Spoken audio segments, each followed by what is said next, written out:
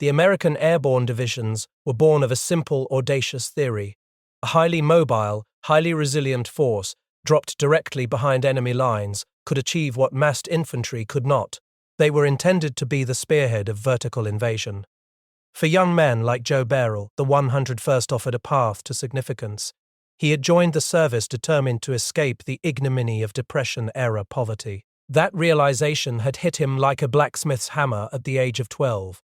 Joe was colorblind, which was typically a disqualifying factor. Yet, he was pragmatically accepted into the ranks with the assurance that others would guide his jump when the signal light changed.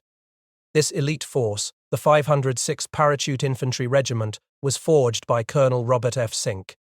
Its granite face was the 1,000-foot-high Karai Mountain in Georgia. The regiment's training at Camp Toccoa was defined by brutal endurance, including strenuous marches and the legendary run up the mountain. The true goal of this training, however, was psychological.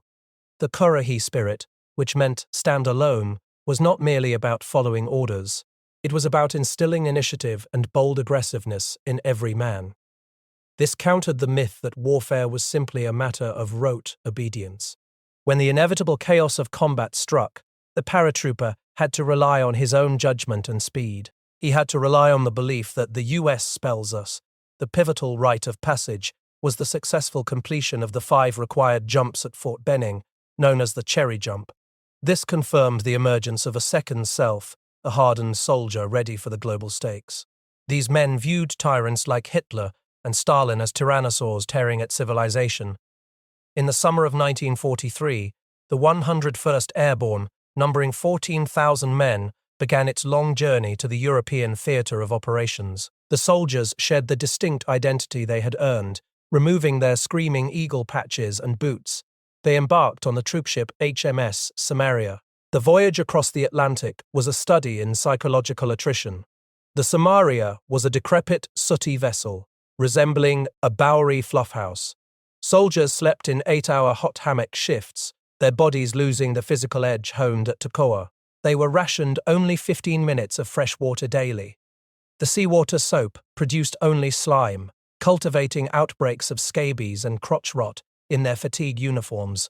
The constant underlying tension of U-boat alerts forced the convoy into exhausting zigzagging maneuvers.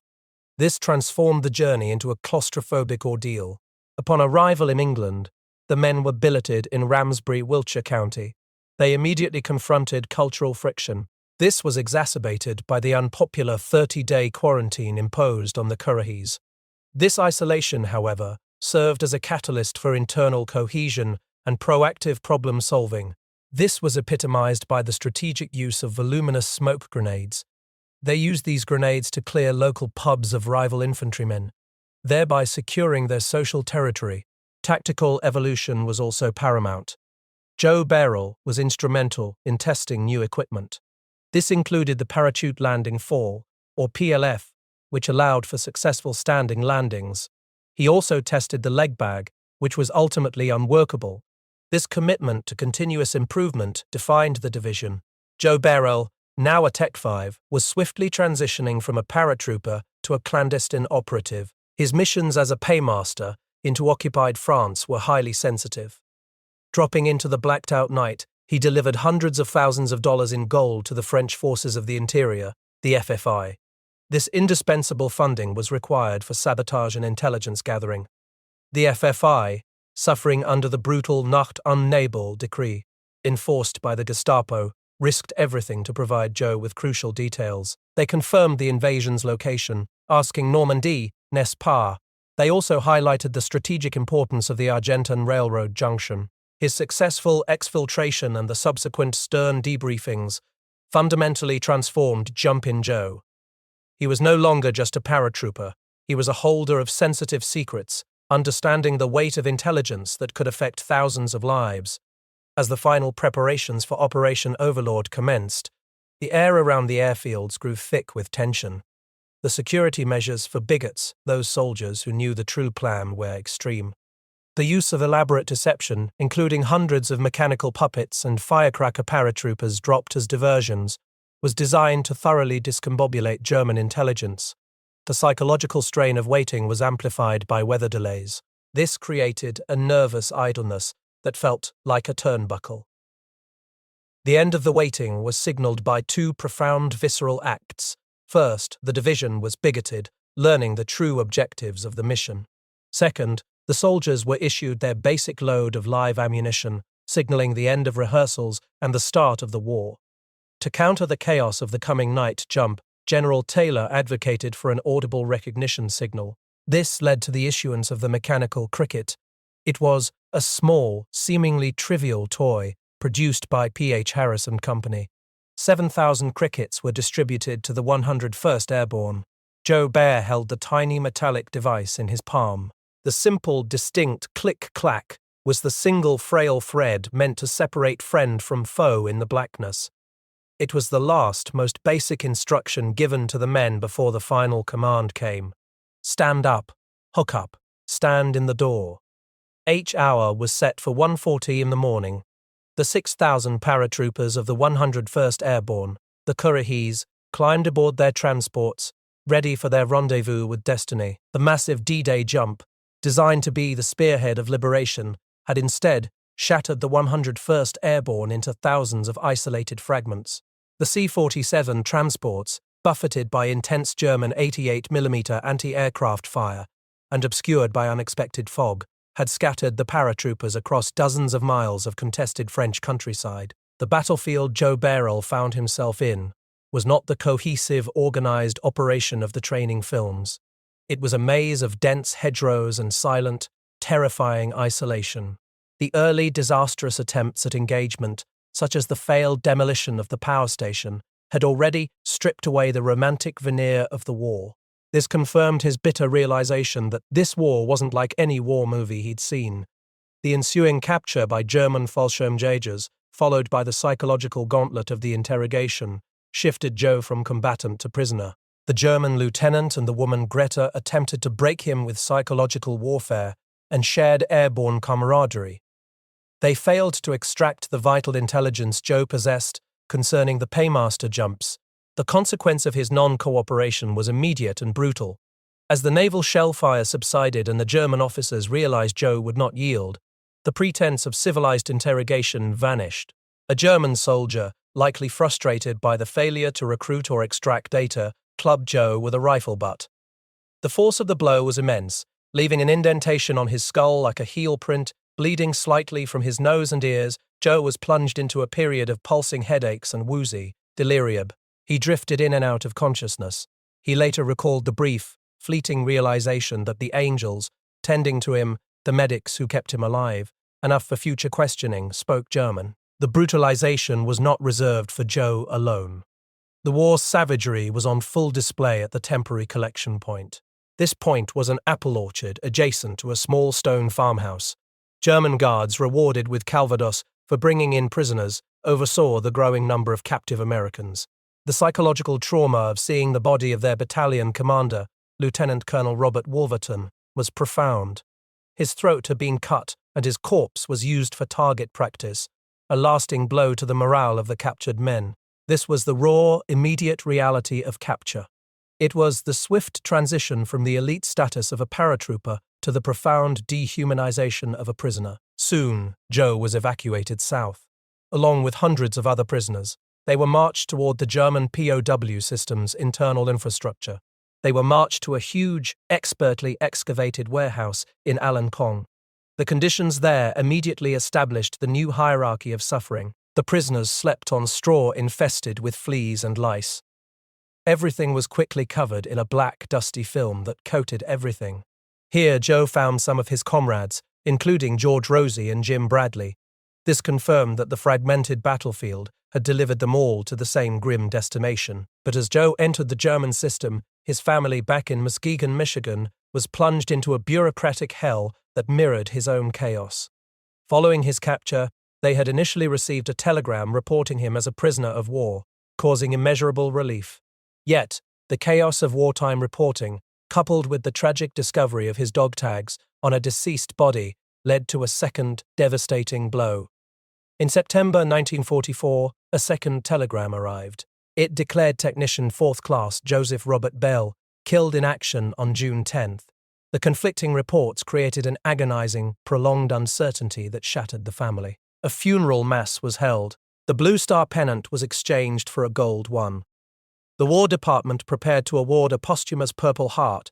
The American military machine, which had trained Joe to survive the enemy, had now officially declared him dead. This inflicted a psychological wound on his loved ones that would last until the miraculous, delayed confirmation arrived months later. Joe was, against all bureaucratic evidence, still alive. His ordeal had only just begun, but for his family, the war had already delivered its most profound emotional betrayal. The German Reich, though crumbling, still maintained meticulous bureaucratic control over its captured enemies. The treatment of Allied prisoners was not uniform. It was dictated by the chilling ideological hierarchy of the Nazi state. While the Western Allies were viewed as misguided enemies, the Slavs were designated untermenschen. Their treatment reflected this ideological designation. The Wehrmacht, fearing post-war retribution, largely adhered to the Geneva Conventions for Americans and British soldiers. This allowed for the grim but structured life of the Krieg in camps like Stalag 4B. This pragmatism was a thin veneer, however. It was shattered by the horrific ideological extermination of Soviet prisoners. They were left to die by the tens of thousands in their own barbed wire enclosures. Joe observed at Stalag 3C that their freeze-dried corpses were routinely carried out. In this environment, the American POWs formed a unique culture of survival. They were driven by the knowledge that while they might starve or freeze, they were unlikely to be summarily executed, unlike their Russian counterparts. Yet, the psychological toll was immense. The initial fire of fighting the enemy gave way to the slow, pathological burn of boredom and deprivation. The collective rallying cry of "win the war in 44 inches" faded into the desperate internalized mantra, "stay alive till 45." Joe, having endured the chaos of Normandy and the structured severity of the transit camps, arrived at Stalag 3C, near the Oder River. Here, his refusal to accept passive survival drove him toward the escape committee. He was fueled by the determination not to shame his family by simply waiting out the war. The internal politics of the compound were complex. They necessitated severe measures to counter German infiltration. The existence of ferrets and collaborators was a constant threat. This culminated in the brutal, secret court-martial and execution of the mole Webski. Webski's body was dismembered and fed into the latrines to ensure no trace remained. This act, though horrifying, was deemed a necessity of internal security. It demonstrated the moral compromises required for the collective to survive. Joe, Quinn, and Brewer's first, desperate attempt to flee 3C resulted in immediate recapture and a severe backlash. The commandant was enraged by the escape and the exposure of the bribed guard. He imposed a collective punishment, a total lockdown and isolation for the entire American compound. The escapees were treated by their resentful countrymen like a leper. They had invited German reprisal upon the vulnerable population. This punishment, however, provided the perfect opportunity to test the limits of the Wehrmacht's commitment to international law. The following week, a Red Cross inspection team arrived. This team represented the only external authority the German command genuinely feared. The American Man of Confidence, or MOC, cited the Geneva Conventions. These conventions stipulated that prisoners of war maintained the right to attempt escape. They should not be collectively punished for the actions of individuals. The inspector, a neutral Swiss official, reviewed the rules. In a moment of dramatic vindication for the prisoners, the commandant was forced to comply. The collective punishment was overturned. The lockdown was lifted. The escapees, though placed under close watch, were returned to the general population. This small victory cemented the prisoners' belief that the Wehrmacht's pragmatic adherence to international conventions could, at times, be leveraged for survival. But Joe's ordeal was far from over. Following his recapture near Berlin, he was transferred not to another stalag, but directly into the hands of the Gestapo. He was taken to their notorious headquarters on Prinz Albrecht Strasse. This was the moment his life hung on the thinnest of ideological threads. The Gestapo, the ideological vanguard of the Reich, had no use for the Geneva Conventions. They labeled Joe a spy and subjected him to systematic, shattering torture. This was aimed at breaking him down and extracting information about his clandestine paymaster missions. The Gestapo's ultimate intention was execution under Adolf Hitler's secret Commando Order. This order, in effect since 1942, mandated the immediate death of any Allied soldier captured operating behind enemy lines. Joe was saved not by mercy but by a turf war between Nazi bureaucracy. As Joe lay broken, awaiting execution, a Wehrmacht lieutenant colonel intervened. The officer, hardened by the brutal Eastern Front and carrying the psychological scars of frostbite, asserted the jurisdiction of the German armed forces, the Abwehr. The subsequent bureaucratic showdown was a desperate, high-stakes argument over Joe's fate. The Gestapo officer, citing Himmler's authority, insisted Joe was an assassin. The Wehrmacht officer countered by pointing to the Geneva Conventions.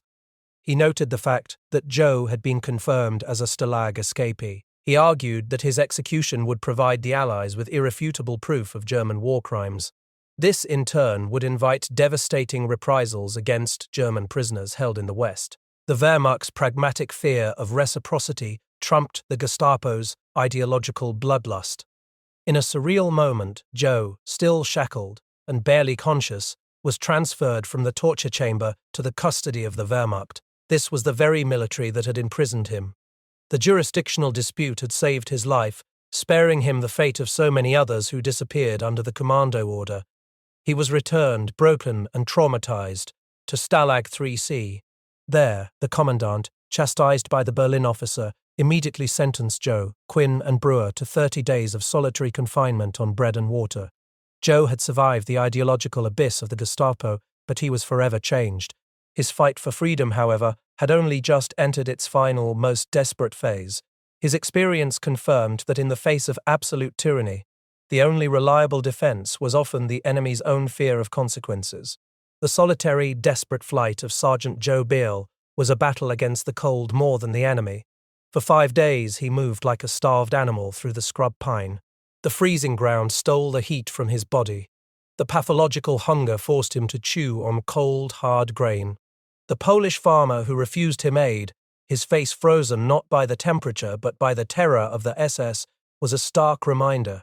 Even neutral civilians were paralyzed by the ideological warfare raging around him. Then came the sound. It was not the distant barking of German pursuit dogs, but a deep, rumbling roar that shook the frozen earth. Joe approached the sound with the final desperate recklessness of a man who had nothing left to lose. He saw the silhouettes of tanks emerging from the lifting fog, huge and menacing. He thought they were German, perhaps a final SS patrol, and prepared to surrender for the second and final time. But as the tanks drew closer, their shapes resolved into the unmistakable profile of Shermans. They were American-made armor, supplied through Lend-Lease. His world, defined for months by the brutality of the Wehrmacht, instantly inverted. He stumbled toward the tanks, offering the last physical currency he possessed, a pack of lucky strikes. He was met by the intense, characteristic stare of the Russian troops. Their eyes were wide with curiosity and hardened by the endless war. When Major, the stocky commander, and the politically astute commissar accepted him, resolving his name to Yo, Joe knew his path had fundamentally altered. He was no longer a fugitive. He was an asset. Joe immediately rejected the opportunity to be sent to the rear. He stated clearly, "I wasn't a liberated POW. I was an escaped POW." He volunteered to fight the Nazis. This decision was born of a profound commitment to vengeance and a refusal to endure the passive survival of captivity. It transformed him from a novelty mascot into a valued specialist. His ability to repair the battalion's radio sets, a complex, delicate task in the open field, was crucial. Critically, his successful disarming of a buried anti-tank mine cemented his position. He was a piece of specialized, American-made equipment, and the Russians protected him fiercely. They often shielded him from incoming fire. Life in the tank battalion was a relentless, grinding push through the crouch-over cold. There, the wind cut like glass. The Soviet strategy of speed and objective prioritized movement over individual welfare. The battalion, part of Marshal Zhukov's massive offensive, pushed toward the ultimate obstacle, the Oder River. The Russians viewed the river as a sump for their blood that must be filled before crossing. The focus of this brutal advance was the heavily fortified town of Kustrin. This was a key German defensive position, The fighting was characterized by brutal, close-quarters combat against desperate German resistance. This resistance was stiffened with fanatic SS troops and last-ditch youth battalions. Major's unit was constantly absorbing shattered remnants of other companies. They incurred daily losses of a tank and 10 men. The cost of Zhukov's race for Berlin was measured in the raw bodies of teenagers and Mongols. They stoically accepted their role as cannon fodder. Joe saw the raw, utilitarian cruelty of the Eastern Front. There, the dying were simply left behind. Advances were measured in meters of bloody snow. The advance led to the liberation of Stalag 3C. The chaos of the final days was compounded when Major's tanks encountered a column of American POWs being force-marched north. They mistakenly opened fire. Joe's desperate screams of Amerikansky Tovarish averted a larger tragedy. The accidental attack resulted in some casualties. It scattered the column, allowing a fraction of the Americans to escape eastward. When Major's tanks finally crashed through the main gate of the Stalag, Joe witnessed a bittersweet, chaotic reunion. He saw the horrifying sight of the German guard Schultz, whom he had shared a rosary with, dead on the ground, bloating from a stomach full of lead. This contrasted with the long, pitiful yet joyful wail of the Russian POWs. These ghosts from hell emerged from their underground shelters. Joe found the wooden crosses marking the graves of his friends, Brewer and Quinn. This was a final, painful confirmation of the cost of their freedom. His last act of service to Major was blowing open the commandant's massive iron safe with American nitro starch. That blast confirmed the end of his time as a prisoner, but his combat was not yet over. The battalion pushed relentlessly toward the Oder. In his final morning with the unit, Joe was back on Major's tank when the inevitable happened. A flight of Stukas dove down, the bombs growing larger in his vision. The blast blew him clear of the tank. It left him with a searing shrapnel wound to the groin, the worst pain since Berlin, and a hit to his knee. Major, her eyes swimming with shared trauma, bent down and delivered the final command. "Go home now to your family. The war will be over." Proshai to Forish. Joe was evacuated toward the rear. He was pulled from the main flow of casualties. In a surreal twist of fate, he was directed to a unique unit of Soviet rocket scientists and technical officers. These men were not concerned with the front lines. Their singular focus was Peenemünde, the V-2 guided missile site. Intensely curious about the American West, the officers held an informal press conference. They provided Joe with vodka, the all-purpose medicine. They peppered him with questions about American democracy and industry.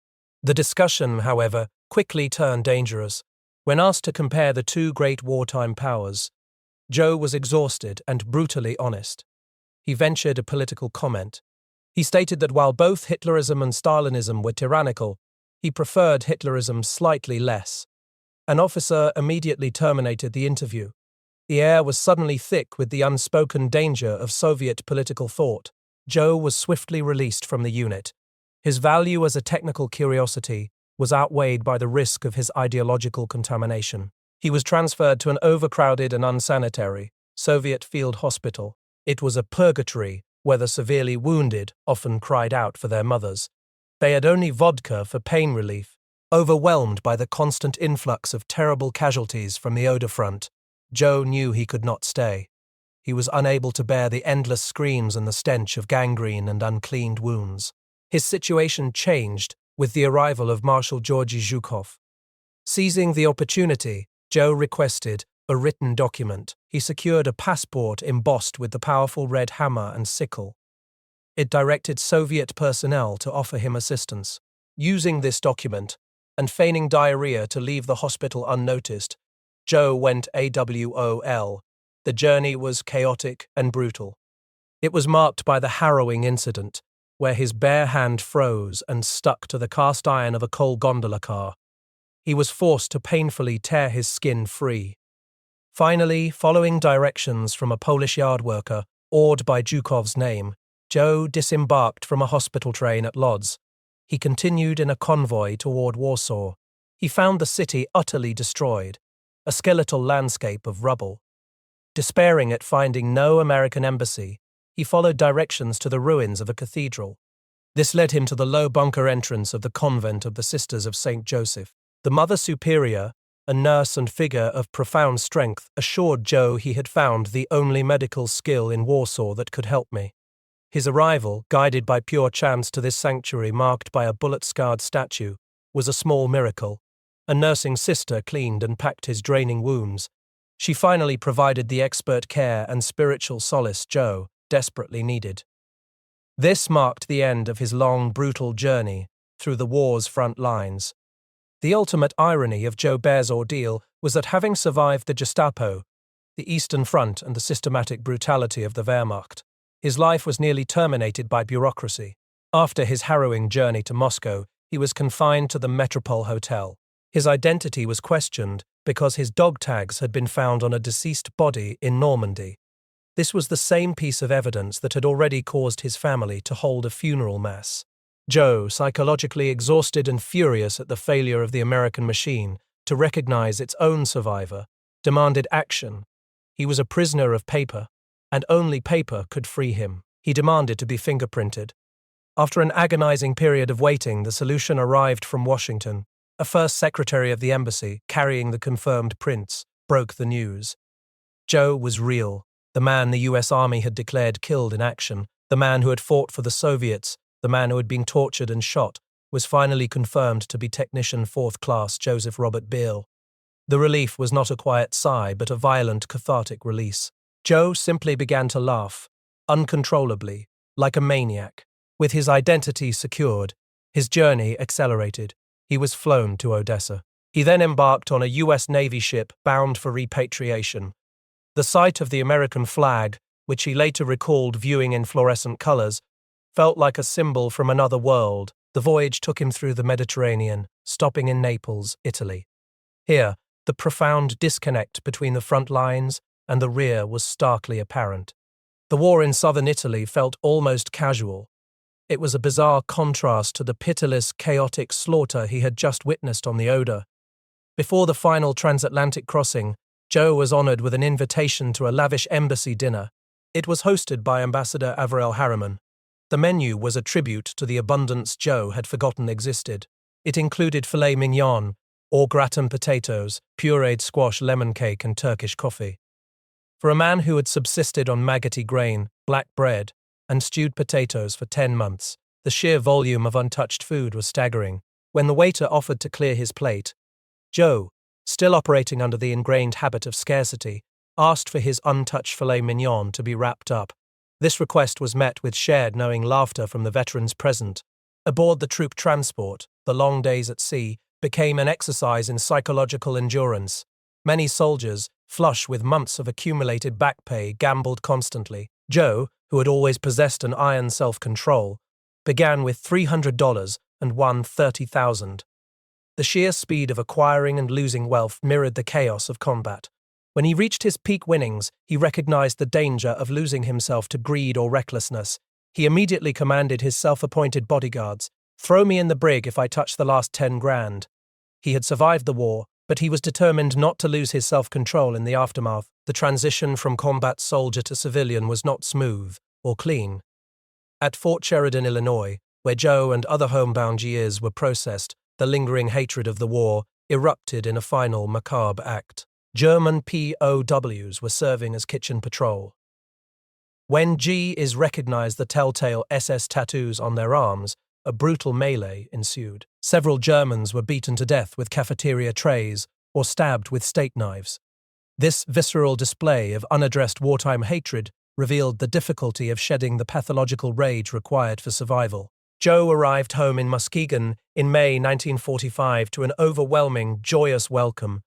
The hero worship was immediate and intense. Joe felt a profound sense of temporal and emotional disconnect. The Army, recognizing his unique experience, offered him a commission in Soviet counterintelligence in Berlin. Joe flatly declined. He had already spent too long dodging death and ideology in Germany and Russia. He told the recruiting officer he didn't think he had any more luck left in Germany. He understood that hero was a status, not an occupation. He desperately sought stability and a return to the normalcy that the war had stolen. His path to normalcy was cemented by love. He married Joanne Hollowell in September 1946. The same Father Stratz who had performed Joe's false funeral mass officiated the ceremony. Joe was medically discharged due to a shattered knee, ending his dream of a track scholarship. He quickly integrated into the booming post-war U.S. economy. He knew he had to compartmentalize his experiences. As he later reflected, the 10 months at war were like a convex mirror, enlarging and distorting in its violence. The final, definitive act of reclaiming his life occurred at a small solemn ceremony in Muskegon. The flagpole memorial listed the names of 50 local sons who had died in the war. Joe's name, declared killed in action, was among them. Standing there, a living ghost among the grieving families, he realized the memorial represented remembering without understanding. He felt he had put it to the touch as the KIAs had, and was now living and ready to go. Joe approached the memorial and, in a powerful public act of survival, removed his name from the list of the dead. It was a symbolic gesture to recover my name from those of the dead. It asserted his identity not as a casualty, but as a survivor. Joe Beyrle spent the next decades living the life he had fought for, raising a family and building a business. He made a conscious decision to push monsters down into caves. He buried the Gestapo torture, the frozen bodies, and the sound of the Stuckers in the deepest recesses of his mind. He would eventually conclude that confronting the trauma, the monsters of his experience, required a different, slower kind of courage than he had shown on the front lines. This courage only came with the passage of time and the profound safety of peace.